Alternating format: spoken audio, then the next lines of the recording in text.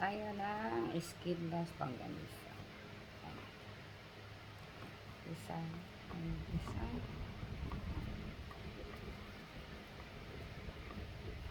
This one is too much.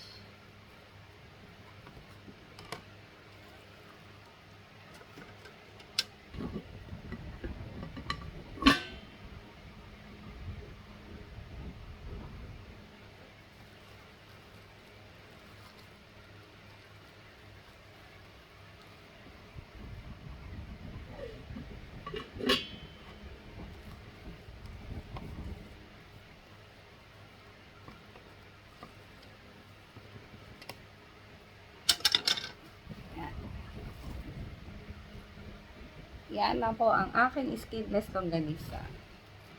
Sweet. Okay. Like this. Lalagay ko dito. Tapos,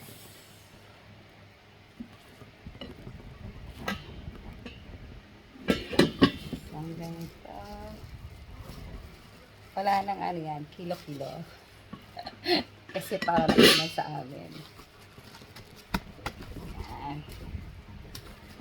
Bali itong ginamit ko sandwich bag. Kulang pa yan.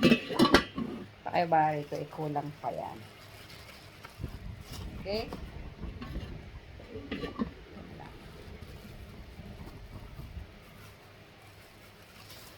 Para hindi lang awin.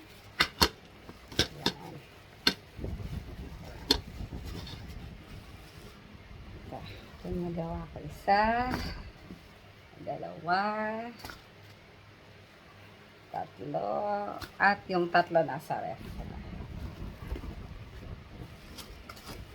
Yan ang buhay South Africa. Okay.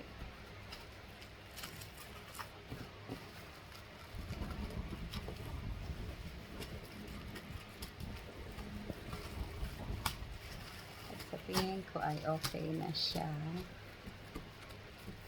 Kailangan ipa-flat ko muna yan. Tinatamad akong kumuha ng rolling pin.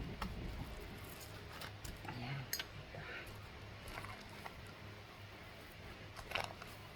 Kapag nakita mo ng pantay-pantay na siya, ayan.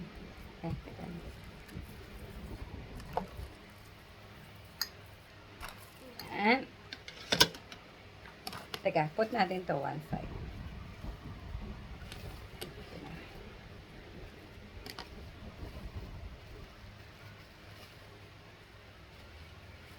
Ayan. Okay. Look. This is for, I think this one's for the balloon. And see? Ayan. Tansya-tansya lang yung size. Kasi pag ibinenta ko na to, hindi ko na makukuha yung tamang timpla. Hindi talaga ako pwede magbenta. Pero, pwede akong gumawa. Pang bahay lang. Parang boses ko lang. Pang banyo lang talaga siya. Diba? Ayan, tsaga lang. Ito bali ang aking pang-divide. Aking divider. At yan na. Mabilis. Oops, parang ang laki naman ito.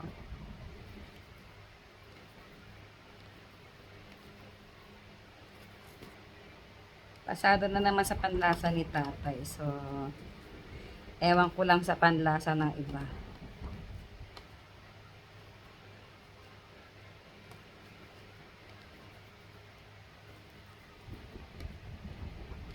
Na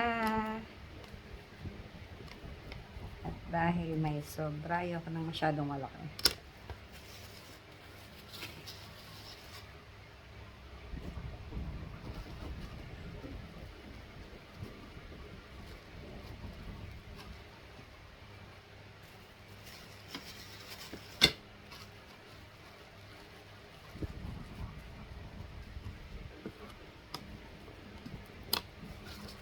Tadaan! Tapos, pag ipiprito ko, guguntingin ko na lang ito. Kasi i-freeze ko naman siya. So, okay lang. Enjoy!